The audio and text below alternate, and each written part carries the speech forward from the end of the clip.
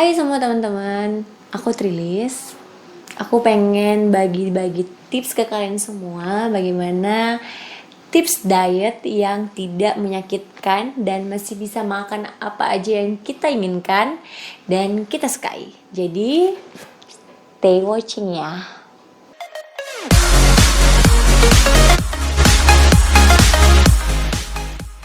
Oke, aku bakal cerita dulu bahwa aku sudah menjalani diet itu selama 6 bulan terakhir. Dari bulan Januari sampai bulan eh, Juni menjelang Juli ya. Sekarang berarti 7 bulan lah. Dan aku excited banget pengen bagi-bagi ke teman-teman semua apa sih tips diet aku sehingga aku bisa turun hanya 7 bulan dan aku bisa turun sekitar 12 kilo. Mungkin teman-teman semuanya sudah pernah mempunyai atau bahkan sekarang sedang mengalami hal yang insecure di mana teman-teman semuanya memiliki berat badan yang tidak proporsional atau berat badan yang tidak teman-teman inginkan semuanya dan sudah menjalankan diet tetapi tetap aja gitu susah dan seperti tersiksa gitu ngejalaninnya ya. Nah, aku juga sama dulu kayak teman-teman semuanya kayak ngejalanin diet itu kayak tersiksa gitu loh. Aku tuh sebenarnya 2018 itu berat setelah aku tamat kuliah bulan 8 aku tuh berat badannya naik terus gitu. Seharusnya berat badan aku tuh yang normalnya 50, range-nya 50 sampai 55, tetapi semakin hari semakin bulan ke bulan, tahun ke tahun berat badan aku tuh semakin naik gitu loh. Tepatnya di bulan 5 2019 aku jadi 65 kilo dan di situ aku benar-benar stres banget. Kenapa? Karena sudah banyak orang bilang kalau aku tuh udah kegendutan gitu loh. Kayak terus baju-baju aku juga udah mulai sempit dan bahkan kalau aku belanja online kayak di online shop gitu kayak di kan kalau kita belanja di luar negeri itu kan ada baju-baju yang all size gitu tapi pas datangnya itu kecil banget gitu loh jadi gak muat dan itu buat aku kesel dan itu buat aku jadinya berpikir gak boleh nih berat badan aku nih kayak gini terus. Nah jadinya aku putusin untuk bulan 6 2019 aku mulai diet. Nah udah banyak hal yang aku lakuin seperti minum obat diet, minum seperti teh-tehan gitu. Terus pernah lagi kayak ada yang diet yang katanya cuma sebulan bakal turun 2 kilo, yang diet pokoknya banyak macam deh yang dari susu, dari buah dan macam-macam aku udah pernah coba. Aku kan orangnya kurang lancar kan BAB-nya. Cuman ketika konsumsi itu BAB aku mulai lancar, cuman terlalu lancar gitu kayak satu hari itu bisa 2 kali BAB-nya atau 3 kali bahkan lebih gitu. Jadi aku jadinya takut gitu kan. Oh ini nanti aku bisa-bisa aku bakal kehilangan cairan malah bukannya diet sehat gitu.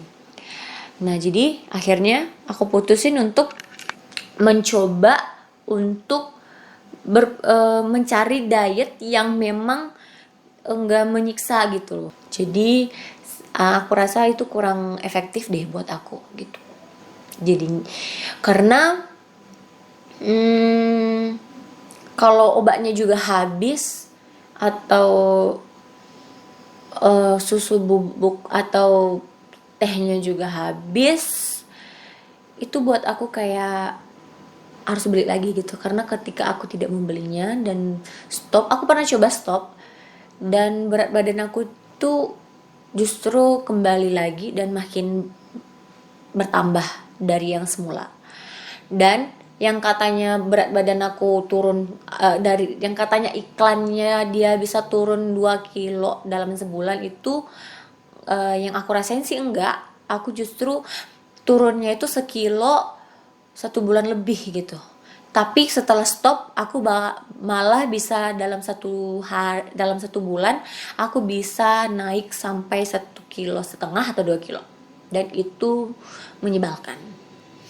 Nah, kemudian aku juga cari tahu nih, oh apa sih efeknya kalau memang eh, minum minuman diet itu, apa sih efeknya gitu. Jadi ternyata ada beberapa efek-efek juga yang bisa terjadi ketika kita mengonsumsi itu. Cuman ya terserah teman-teman juga sih, kalau memang punya produk obat diet yang memang menurut teman-teman bisa terjamin dan bisa membuat teman-teman bisa langsing, bisa diet, dan itu tidak ada efek sampingnya untuk kesehatan, ya nggak apa-apa, silakan, nggak masalah.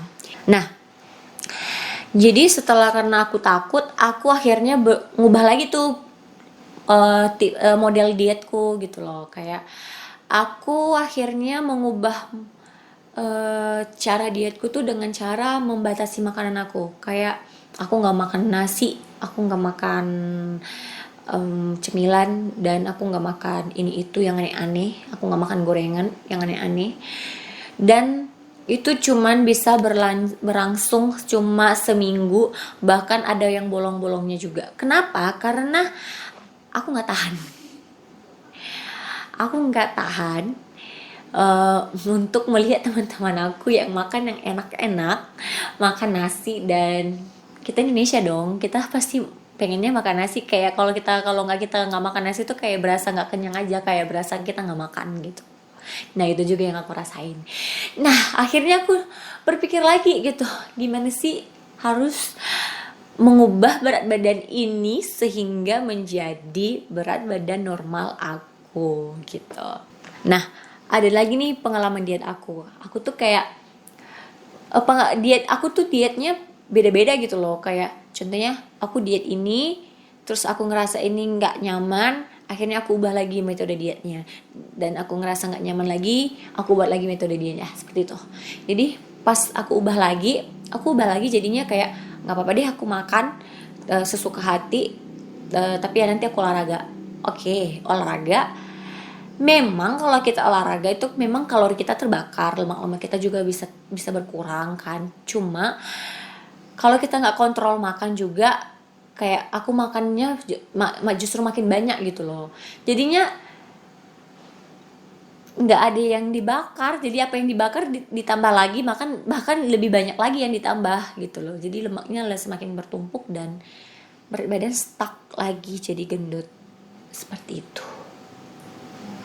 So teman-teman, jadi akhirnya aku dapat metode diet yang 6 bulan terakhir ini aku jalanin, dan yang menurut aku adalah metode diet yang sangat amat menyenangkan, tidak menyakiti badan, bahkan tidak menyakiti kantong juga, tidak menyakiti diri sendiri. Karena menurut aku tuh kalau kita diet tapi kita menjalaninya dengan stres gitu ya, kalau kita jalannya dengan stres, justru kalau aku pribadi, justru aku juga bakal jadi lebih banyak mau makan gitu, jadi susah.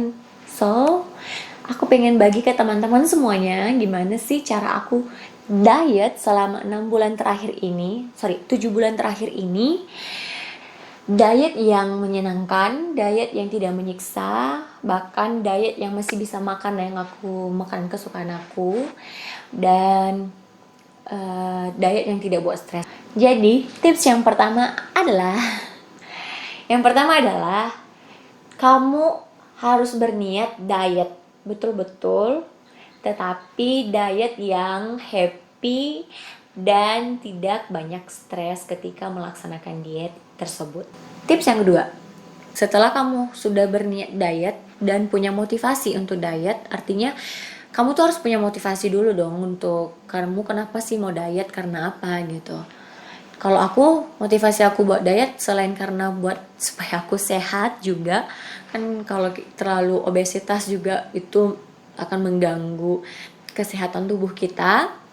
Jadi selain itu, aku juga motivasinya adalah aku harus bisa pakai baju online shop yang all size, yang kecil itu bisa masuk ke tubuh aku. Karena kadang-kadang aku tuh beli yang all size karena cantik, tapi cuman all size gitu, all size nya kecil banget dan itu nggak muat di tubuh aku, dan itu akan membuat aku jadi stres, jadi buat aku jadi malu sama temen-temen. Nggak tahu sih, kayak sedih aja gitu kalau ada baju yang nggak muat gitu di tubuh aku. Setelah kamu punya niat untuk diet, kamu juga harus tahu berat badan ideal kamu tuh berapa. Kamu bisa tanyalah ke ahli gizi atau ke dokter mungkin, atau ke di internet juga bisa kok, ada tuh beberapa rumus-rumus untuk mengetahui berat badan ideal kita tuh berapa. Dan setelah kamu udah tahu itu, kamu juga harus tahu berapa energi kalori kamu dalam sehari. Ada juga kamu bisa tanya ke ahli gizi, kamu bisa tanya ke dokter, atau kamu pengen belajar sendiri juga, banyak di internet, banyak di artikel-artikel juga yang bisa kamu akses atau kamu pelajari di sana. Kemudian setelah kamu tahu energi kalori kamu berapa satu hari, kamu juga harus tahu berapa protein kebutuhan diri kamu, berapa jumlah kebutuhan lemak kamu dalam sehari, berapa kebutuhan asupan karbohidrat kamu dalam sehari. Kamu juga harus tahu itu. Minimal makronutrien yang energi, protein, lemak, karbohidrat kamu tahu berapa. Seperti itu. Tips yang ketiga adalah setelah kamu sudah tahu berapa berat badan ideal kamu dan berapa energi, protein, karbohidrat kamu, nah kamu dari contohnya nih, dari pengalaman aku pribadi, aku tuh kan kebutuhan energi kalorinya 1900 kan, dan berat badan ideal aku harusnya 50. Nah 50, tapi range yang masih normal adalah 50 sampai 55 kilo, dan tinggi aku adalah 165. Jadi dari 1900 itu ya harus makanan yang aku makan setiap hari. Karena kalau lebih itu bakal membuat tubuh aku juga akan menyimpan cadangan-cadangan lemak. Oke, contohnya seperti ini. Kamu ada nih wadah, dan wadah ini kamu harus isinya 1900 aja gitu. Itu batas mentoknya. Tetapi kamu isi terus gitu sampai 2000 sampai 3000 kilokalori. Itu kan bertumpahan kan. Nah, begitu juga nih tubuh kita. Ibaratnya nih tubuh kita adalah sebuah wadah. Ketika kita memasukkan asupan kita, karbohidrat, protein, lemak, dan energi kita lebih dari yang kita butuhin, itu tubuh kita tuh pintar gitu. Dia bakal nyimpen, selain dia akan buang sisa, dia juga bakal nyimpen itu ke dalam tubuh kita, sehingga bisa menjadi otot atau bisa menjadi lemak untuk cadangan makanan di dalam tubuh kita.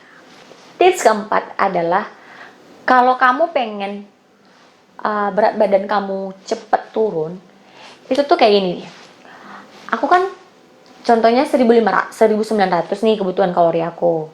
Nah, kalau aku mentok memang makan 1900 kilokalori, memang aku bakal kalau dalam beberapa tahun aku ngelaksanain itu terus, memang berat badan aku pasti akan turun. Cuman masalahnya itu bakal lambat. Kenapa? Karena sudah ada tumpukan lemak di dalam tubuh. Jadinya yang dibakar oleh tubuh kita itu yang 1900 kalori itu, tetapi yang lemak yang tersisa dalam tubuh kita itu nggak dibakar sama sekali, jadinya tetap disimpan gitu dalam tubuh. Nah, caranya adalah aku membuat tubuh aku menjadi defisit kalori. Defisit kalorinya tuh gimana gitu? Defisit kalorinya itu kayak aku kan 1900 kilokalori yang harus aku dalam tubuh aku. Jadi yang aku isi adalah hanya 1000 contohnya, atau 500 kilokalori. Jadi aku kurangi dari yang seharusnya aku konsumsi. Kenapa? Karena ketika aku konsumsi 1000, nah itu kan dibakar tuh sama tubuh di dalam metabolisme tubuh. Nah, kalau contohnya tubuh kita apalagi kalau kita contohnya barengin dengan aktivitas ya, contohnya jalan mungkin, atau nyapu, atau cuci piring mungkin bisa, atau olahraga juga bisa. Nah, jadi tubuh kita juga akan, karena dia kekurangan yang harus dia pecah, harus dia metabolisme. Ini dia akhirnya mengambil lemak-lemak kita yang tersimpan, mengkatabolisme mereka menjadi energinya kita. Akhirnya lama-kelamaan lemak dalam tubuh kita semakin hari semakin berkurang. Maka berat badan kita jadi lebih berkurang. Seperti itu. Yang kelima adalah setelah kamu udah kayak aku nih, aku udah buat defisit kalori nih. Nah, aku juga harus melihat asupan lemak dan karbohidrat aku. Karbohidrat tuh kayak nasi dan lain-lain sebagainya. Awal-awal aku diet itu sebenarnya aku mengubah makanan aku tuh jadi nasi merah kan. Katanya kan nasi merah kalau kita dia kan bukan katanya sih, memang ada faktanya di daftar makanan itu memang nasi merah itu lebih rendah kilokalori, lemaknya juga dan karbohidratnya juga dibanding dengan nasi putih gitu. Jadi aku coba ubah dulu tuh dari awal itu dulu gitu. Nah, itu pas awal-awal Januari ya aku diet. Kemudian aku coba nggak konsumsi, untuk awal-awal aku coba nggak konsumsi lemak. Aku cuman konsumsi telur tapi bagian putihnya doang gitu loh. Terus aku coba lagi untuk makan daging, aku makan sayur agak lebih banyak. Aku sebenarnya tipe orang yang tidak suka sayur, tetapi aku coba untuk walaupun sedikit banget gitu loh untuk makan sayurnya. Jadi aku coba. Setelah itu akhirnya kan tersiksa juga tuh kalau cuma makan itu doang. Tapi aku coba itu, aku laksanain terus menerus dulu dalam sebulan. Setelah itu aku coba bulan berikutnya aku coba makan nasi putih. Kadang-kadang aku masih makan nasi putih sih, karena yang menurut aku tuh yang penting kan defisit kalori gitu loh. Yang penting jangan sampai lebih dari yang kebutuhan tubuh kita, dan jangan juga terlalu defisit. Artinya jangan juga dong kamu makannya cuman 1 kali sehari atau cuman makannya seiprit doang, itu juga bakal nyiksa kamu sendiri sih menurut aku. Yang seterusnya, aku sih nggak tahu sih ini ke-6 apa ke-7 atau ke-berapa, tapi yang seterusnya deh. Yang seterusnya adalah ketika aku diet itu 2 bulan itu memang agak nyiksa ya, karena kita harus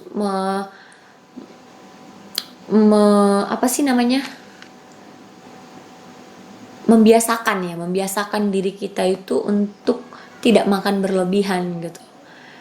Nah, pernah ada pengalaman aku kan tinggal di kontrakan gitu kan, di tempat kerja.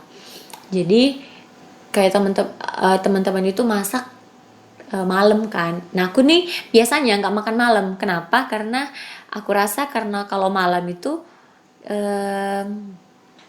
kayak aku kan nggak ada aktivitas tuh, cuma di rumah doang, baring lihat handphone gitu kan. Jadi aku di rumah nggak ada kegiatan kalau malam-malam, jadinya buat apa gitu kan, kalau makan nanti toh juga bakal ada penumpukan lemak. Jadinya aku biasanya terakhir makan itu jam 5 atau jam 6. Karena kalau udah malam aku udah nggak makan lagi. Memang tubuh kita itu memerlukan energi ketika kita tidur. Energi basal namanya. Energi basal itu adalah energi kita yang kita butuhin ketika kita diem nggak ngapa-ngapain, kita tidur gitu. Itu tuh yang dibutuhkan oleh seperti jantung. Jantung itu kan bergerak, jadi dia juga butuh energi untuk bisa bergerak. Nah, untuk mendapatkan energi untuk kekuatan, contohnya salah satunya jantung untuk bekerja ketika kita tidur. Nah, itu energi aku ambil dari energi ketika aku makan sore. Jadi malam itu jadi nggak mubazir gitu, jadi dia pakainya yang sore seperti itu. Karena aku orangnya nggak terlalu banyak olahraga gitu ketika diet ini. Kenapa aku nggak terlalu banyak olahraga? Karena kalau olahraga itu kayaknya sesek aja gitu loh. Aku orangnya tipe mageran. Bulan ketiga aku coba makan apa aja aku makan yang aku suka. Tetapi karena tubuh aku dalam 2 bulan terakhir itu mengonsumsi makanan yang tidak lebih dari 1900, akhirnya di bulan ketiga itu aku makan apa aja itu tubuh aku tuh udah terbiasa gitu loh. Kayak kalau udah lebih dari yang aku targetin, biasanya kan aku udah targetin tuh 1000 paling banyak 1000 gitu kan yang aku konsumsi dalam sehari-hari.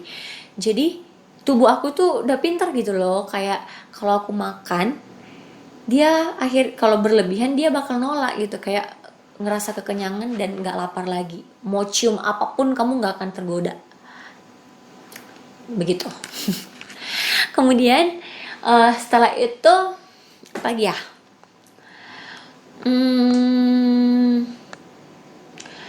Ya, aku orangnya bukan nggak pernah sih. Dalam diet aku nih aku nggak nge-gym gitu. Kenapa? Karena dalam pengalaman pribadi, bukan aku bilang nggak boleh nge-gym ya.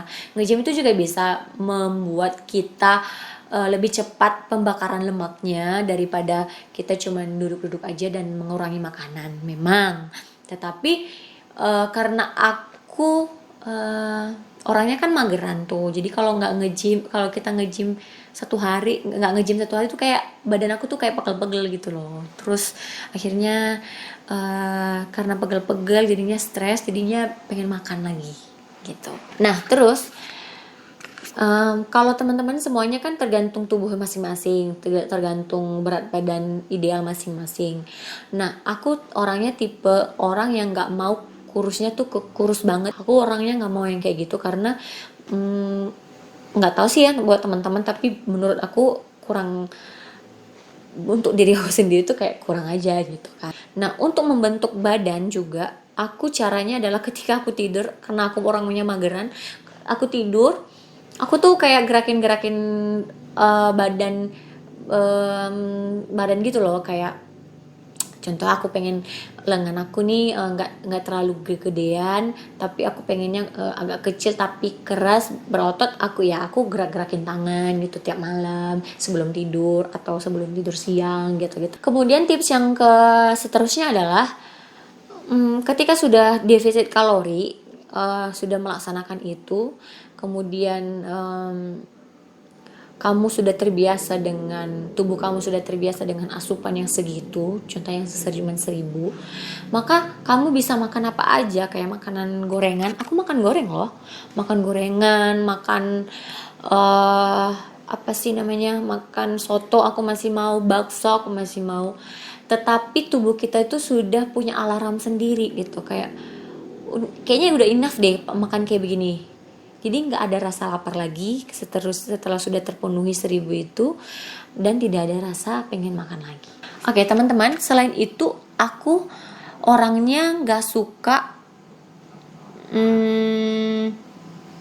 makan sayur kan. Aku bilang tadi aku nggak suka makan sayur. Jadi aku coba ini loh, kayak coba makan sayur walaupun sedikit tapi agak sering gitu. Karena ketika kita makan sayur dan buah itu selain membuat kita metabolisme tubuh kita juga lumayan bagus, BAB kita lancar, dan itu juga bisa membuat kita juga makin semangat dan sehat karena vitamin dan mineral yang terkandung dari buah-buahan tersebut. Nah, yang membantu aku juga dalam diet ini adalah minum banyak. Selain minum itu membantu kita merasa kenyang, itu juga bisa membantu kita untuk ion kita, kan kalau kita diet itu ion tubuh kita bisa rendah, bisa turun. Jadi kalau kita memperbanyak minum, itu juga bisa membantu ion tubuh kita tetap terpenuhi. Selain itu juga air juga bisa membantu mengemulsi ya lemak dalam tubuh, atau membantu metabolisme dalam tubuh juga. Dan air itu bisa buat kita merasa kenyang. Jadi seperti itu. Nah, sebelum makan aku biasanya minum dulu baru makan, karena itu untuk melatih tubuh aku supaya tidak terlalu banyak mengonsumsi kalori atau lemak atau makanan yang berlebihan seperti itu. Nah, jadi tips diet dari aku yang pertama adalah dietlah secara bahagia dan tidak tersiksa, karena kalau kamu tersiksa itu akan buat kamu semakin stres dan akan membuat semakin pengen makan banyak. Yang kedua adalah kamu harus menentukan atau menghitung berat badan ideal kamu, terus kalori kamu berapa dalam satu hari itu, kebutuhan kalori kamu, karbohidrat, lemak, dan protein kamu berapa, dan menjadi pacuan buat kamu untuk makannya seberapa gitu. Ada banyak di aplikasi-aplikasi di handphone, di Android kamu, aplikasi untuk menghitung berapa kalori dalam setiap makanan yang kamu makan.